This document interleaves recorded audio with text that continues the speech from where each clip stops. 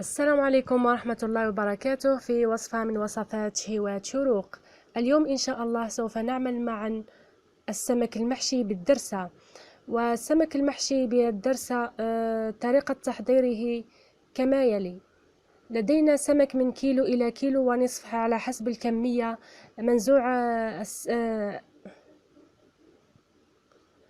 منزوع الشوك ومنقى جيدا.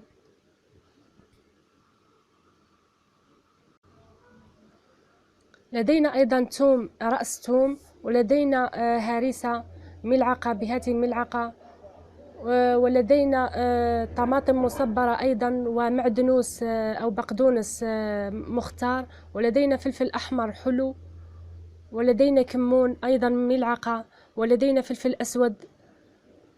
الهريسة لمن يريد عملها يوجد الرابط تحت الفيديو. ولدينا ملح على حسب الرغبة، وأيضا زيت، ولدينا طاوة صغيرة للتقلية. ولدينا طريقة جديدة وهي النخالة لغمس السردين أو السمك فيها بدل الفارينة. تابعوا معي طريقة التحضير.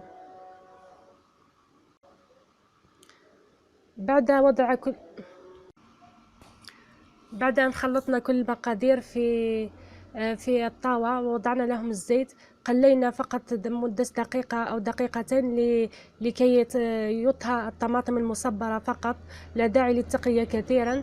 وبعد ذلك نقوم بحشي السمك بالخليط، ثم نضع له النخالة، ولمن لا تتوفر النخالة فلتضع الفارينة مثل ما نعمل أغلبيتنا، ثم تقليه في زيت تكون قليلة الزيت. وأترككم مع الفيديو.